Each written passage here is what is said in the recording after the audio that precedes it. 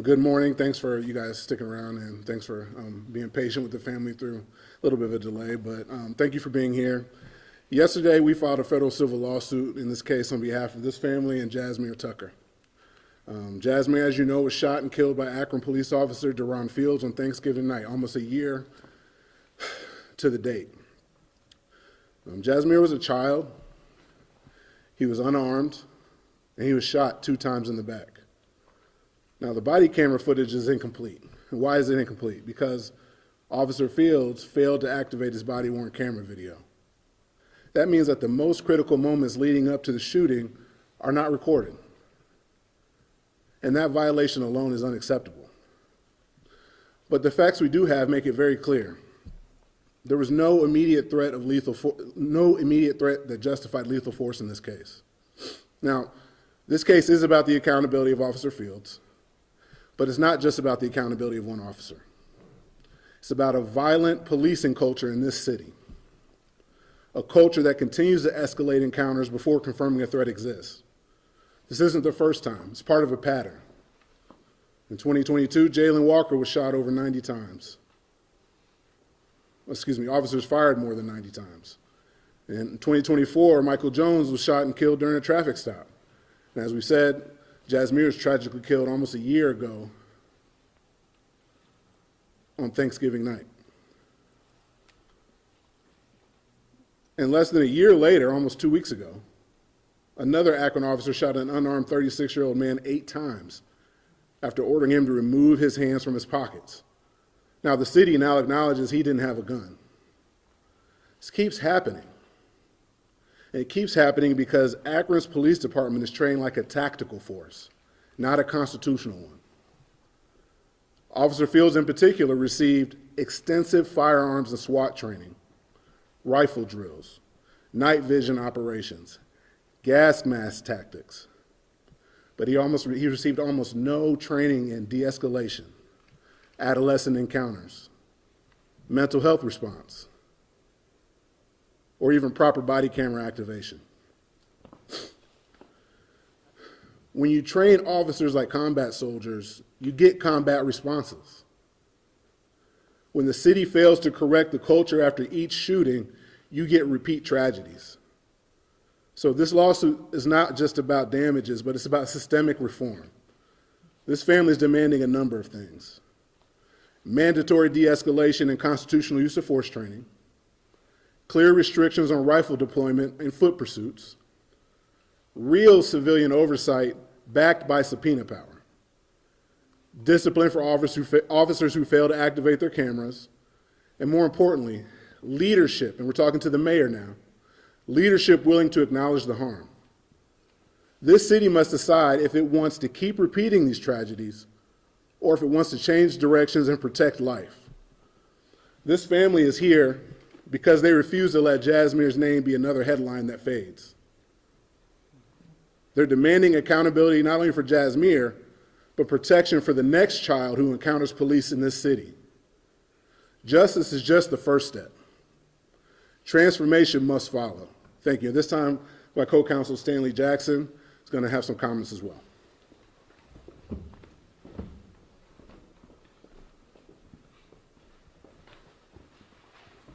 Stanley Jackson for the family of Jazmir Tucker. We're here today because there's a complete failure by the mayor of Akron, Mayor Malik. When he ran for mayor, he had 4 tenets: safety together, working together, living together. The reality is that safety was first. If you look at his tenets, at the top it was in red, and specifically he mentioned that he wanted to see better policing and public safety, better training, better engagement, and that he wanted the community to feel safe and to be partners. Well, unfortunately, he's failed. And because of that failure, Jazmir Tucker has lost his life. Jazmir Tucker was killed on Thanksgiving, on a day that his family should be this year celebrating and enjoying together and rejoicing of them being together.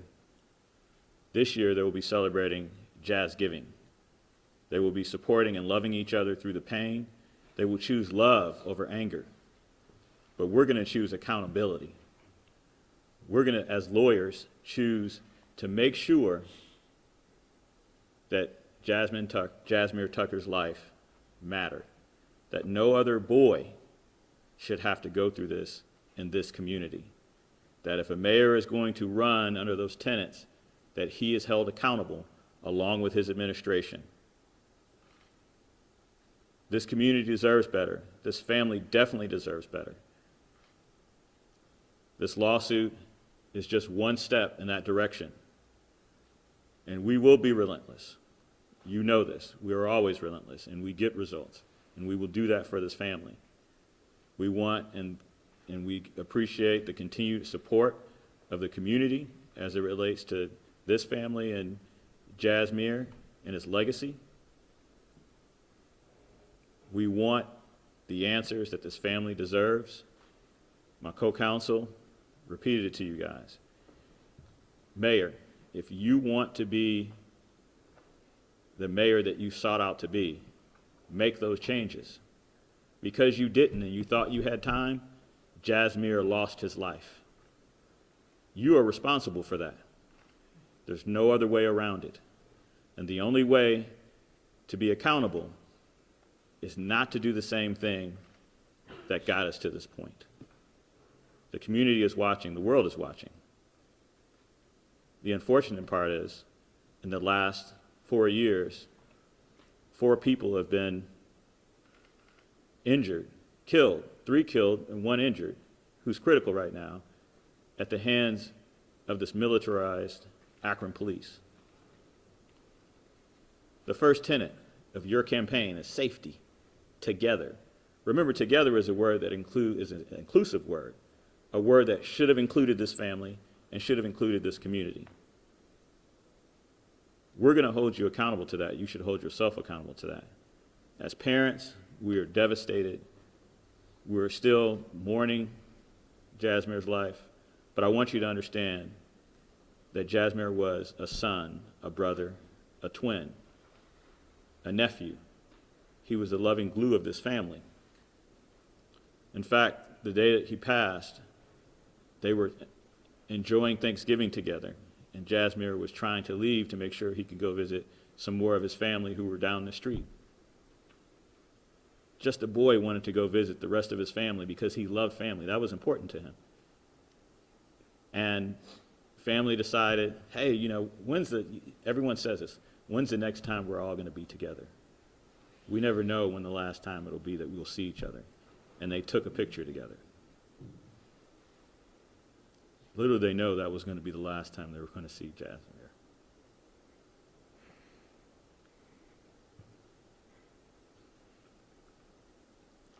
But his legacy will continue to live on. His life will be the change that this community and this family deserves. Thank you.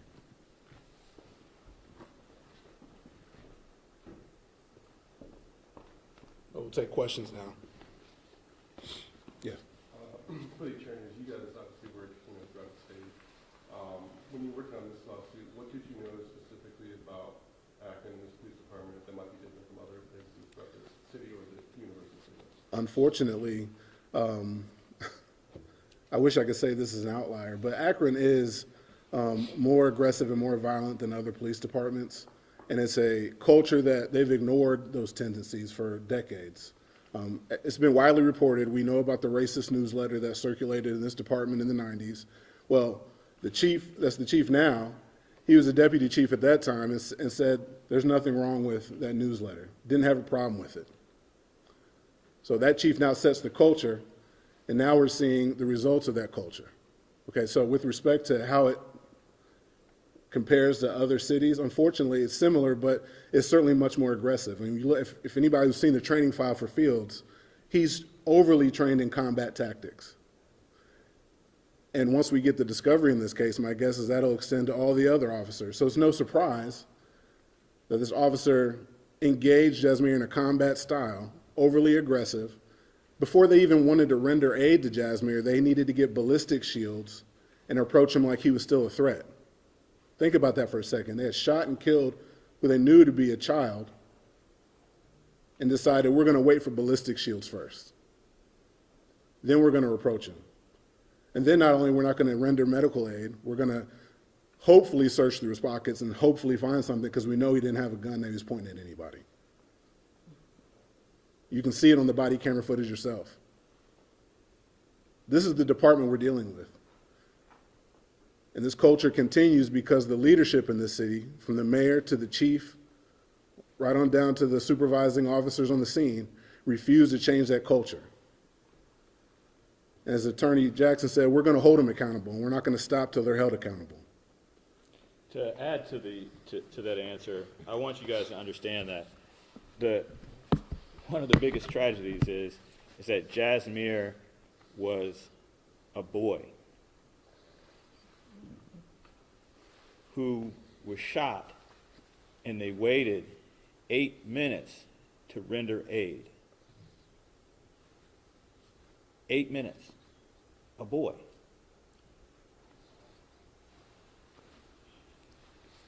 Yes. Changing a culture in any department can be difficult. What would you like to see that to change in the Akron Police Department to change that culture?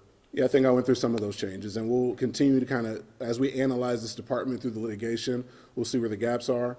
But it starts with leadership.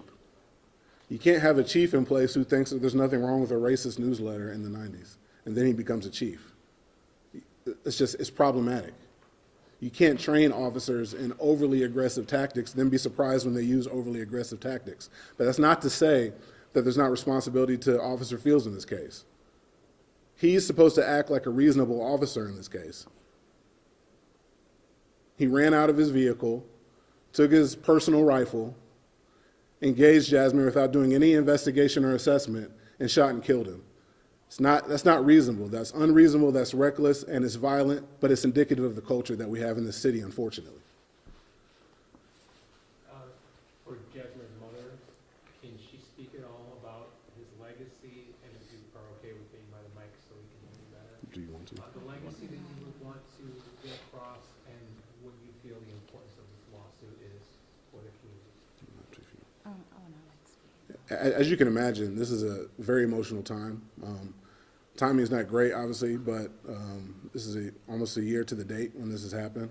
What I can tell you from my experience with this family is that this family is full of love.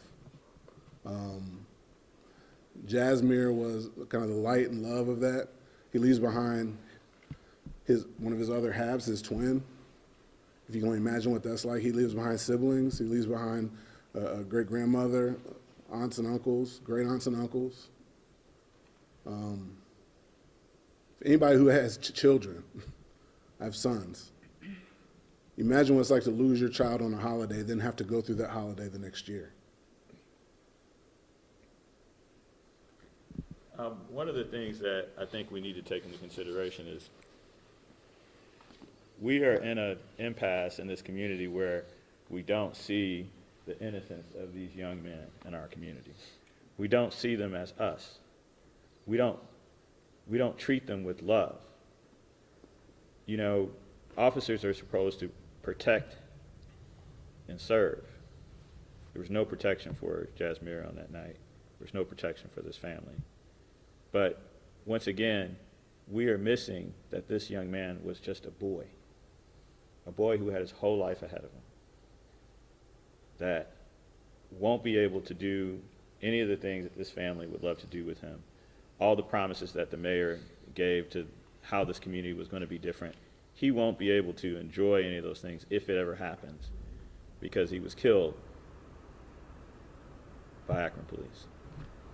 Can I ask you, sure, is there anyone from the family who wants to say anything while we're here that you want to get something across, either about Jasmir or about the lawsuit that we think is important? This is Jasmir's uncle. State your Introduce yourself. Good morning. I'm Ephraim Frazier. I'm Jasmir's great uncle. Jasmir will leave a legacy of love.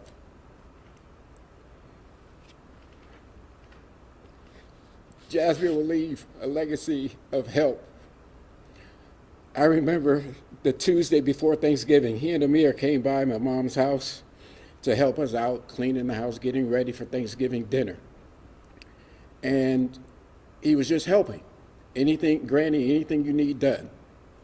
He and I and Amir, we helped her, and I had made pizza, and I like to, quote unquote, jazz up my pizza, so to speak. I put extra pepperoni, extra cheese, extra sauce, and I found out that Amir, Jazz, and I are all mildly lactose intolerant. That was the first time we had ever talked about it. And it's the simple things that matter. This was not someone who hated. This was a 15-year-old boy who loved his grandmother, who loved his mother, who loved his brother. He didn't deserve this. And now we have to go through life without a 15-year-old who had so much to give. I'm sorry. Jazz was always helpful. Snow, thank you.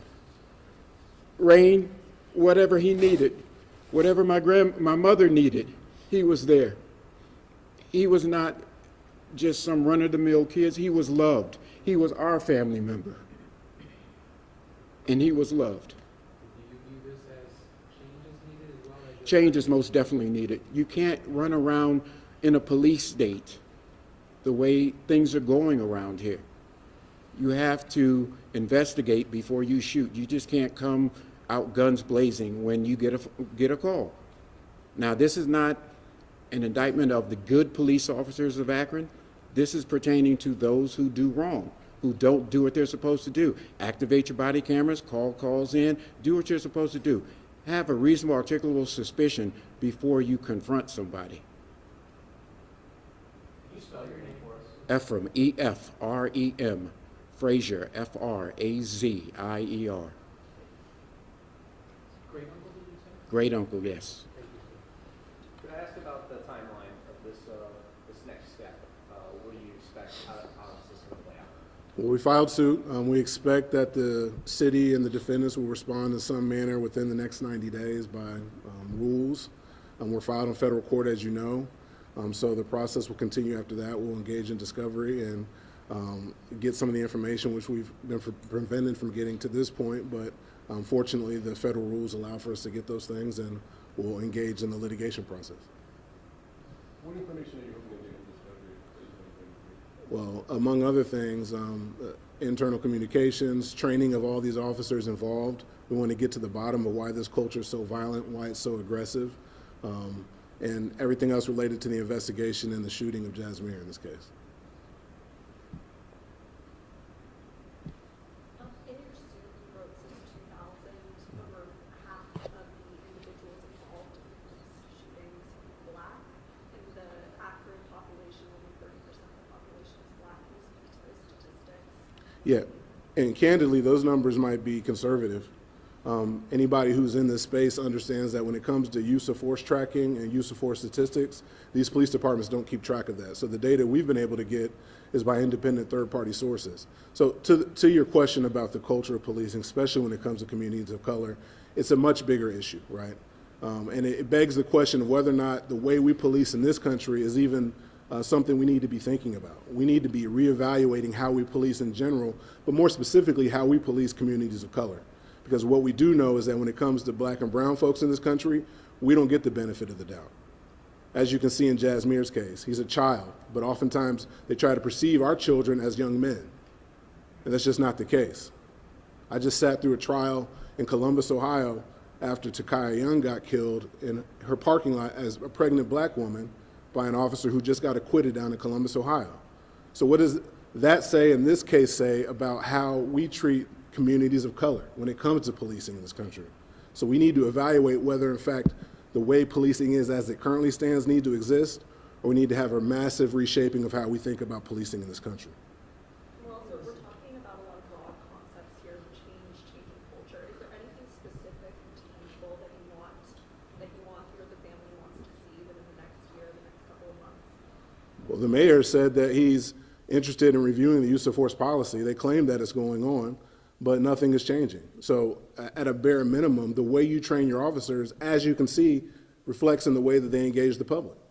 If you train your officers as warriors, you prepare your officers for combat, they're going to engage the community as if it's combat and as if they're warriors. So, stop training these officers as if they're in a police state and start training these officers as if they are what they say they are, which is civil servants engaging a community that doesn't need their violence, that needs their protection.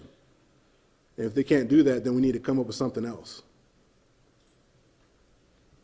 Additionally, I think my co-counsel mentioned it. I'm sorry. As he said before, de-escalation training. As we look through the files, you see absolutely no de-escalation training. There's no community engagement or involvement. Those things are paramount to constitutional policing. And we're going to get through those files, but the reality is that that could be one of the immediate first steps, right? If you're in a community engaged, interacting with these young boys, if you're doing de-escalation training, understanding like how you as an officer engage someone almost predicts how that encounter is going to happen, that is important. That is important to this community. That's important to this family. And we believe that is clearly one of the first steps that has to happen. Would you be able to say and spell your name for us, so I can got it. Robert Gresham, last name Gresham. Stanley Jackson, Jackson. And what we would say, and I'm not sure if there's any other questions, but to the mayor again, and to the leadership in this city, you say that you want to push for accountability. You say that you want to change things. Do it. Stop talking about it. Do it. Look no further than our complaint. The mayor has been quoted multiple times as saying what's necessary and what happens when you don't train your officers effectively. So stop talking about it and be about it.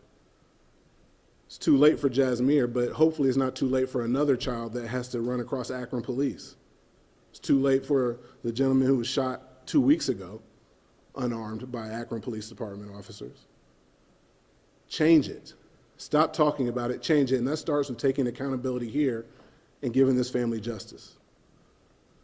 If there's no other questions, we thank you for your time and thank you for supporting this family. What I would ask for you guys to do is you guys go down to the mayor's office, you ask him those questions about what change needs to happen. You guys help hold him accountable, because if he's not going to listen to us, maybe he'll listen to you. But I can tell you right now, we're going to make sure he hears us. That's why he's a part of this lawsuit. Thank you.